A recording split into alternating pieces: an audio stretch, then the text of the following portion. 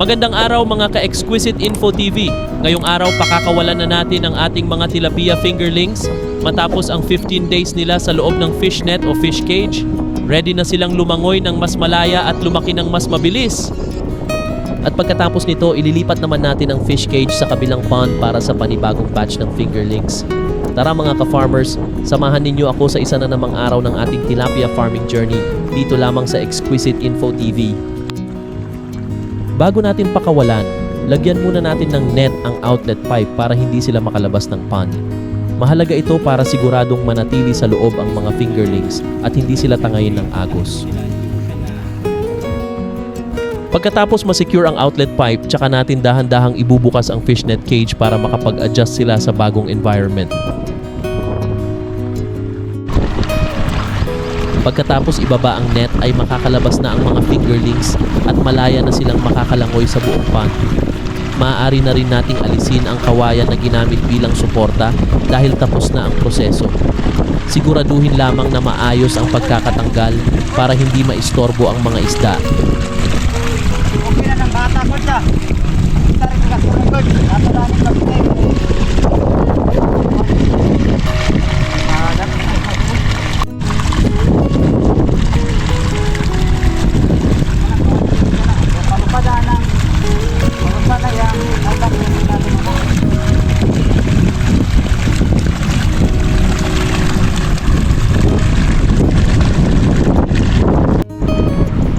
Ayan na, isang side na lang ng net ang naiwan.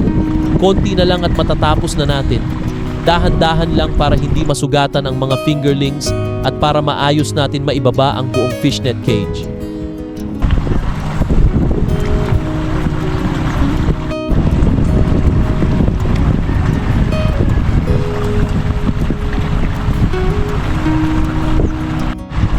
Ito yung kawayan na pinalubog sa loob ng cage para hindi umangat ang net, para manatiling nakaposisyon ang buong lambat kahit malakas ang agos ng tubig. Tinitiyak nito na hindi makakalusot o makakatakas ang mga fingerlings habang lumalaki sila.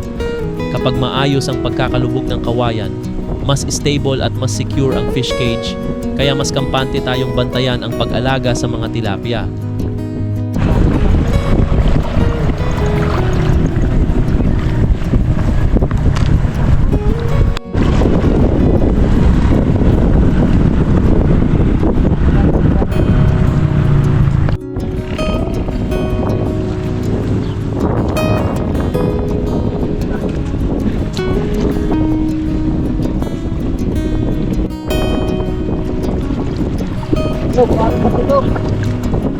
Malalaking bato ang ginamit pabigat sa net para hindi ito umangat at sinisiguro namin na pantay-pantay ang pagkakalagay nito sa bawat sulok. Sa ganitong paraan, kahit malakas ang agos ng tubig o umulan ng malakas, mananatiling nakalubog at nakaayos ang net.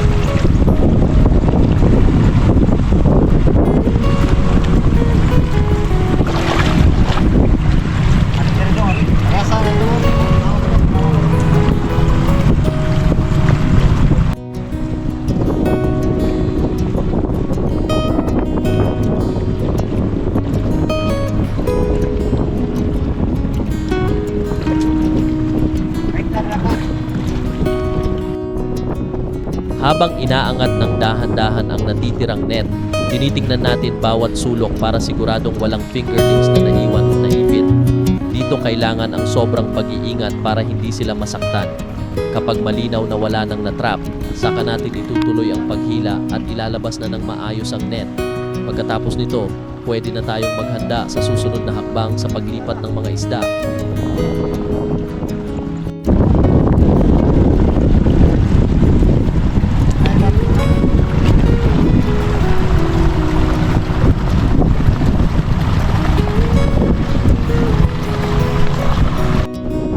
Nakita nyo, ingat na ingat sila sa pag-angat ng net para masigurong walang fingerlings ang masasaktan. Dahan-dahan lang ang bawat galaw at talagang nakatutok sila sa paligid ng net para makita kung may naiipit pa. Sa ganitong proseso, mahalagang steady at mahinahon para maging safe ang mga fingerlings habang inililipat natin sila.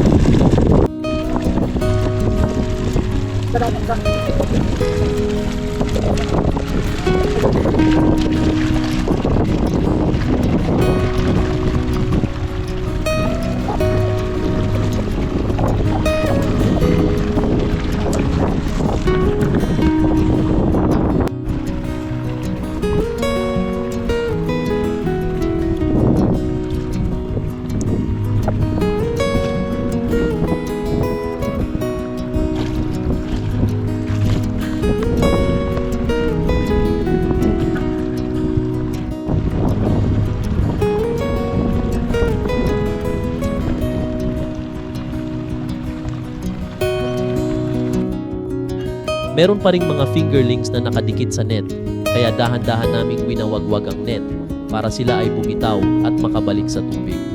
Ingat na ingat kami sa bawat galaw para walang masaktan na isda.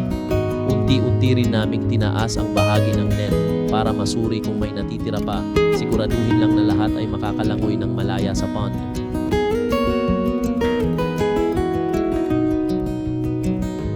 Ililipat na ang net sa next pond kaya sabay-sabay namin itong hinila ng maingat para hindi masira.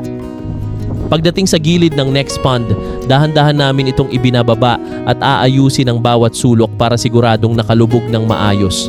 Sa ganitong paraan, handa na ulit ang net para sa susunod na proseso at ligtas pa rin ang mga fingerlings.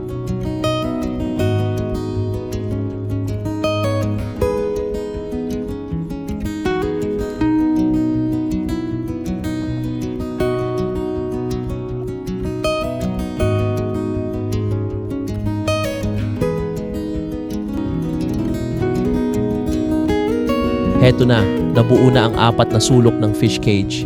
Mas malinaw na ngayon ang itsura at hugis nito. Sunod naman ay sisiguraduhin nating pantay ang pagkakatayo ng bawat poste para hindi gagalaw kapag may malakas na hangin o alon. Habang ginagawa ito, doble ingat tayo para hindi masira ang net at para mas maayos ang pagkakabit ng buong fish cage. At habang inaayos natin ang huling bahagi, titingnan natin kung may mga butas pa o parte ng net na kailangang tahiin para masigurong ligtas at secure ang buong fish cage.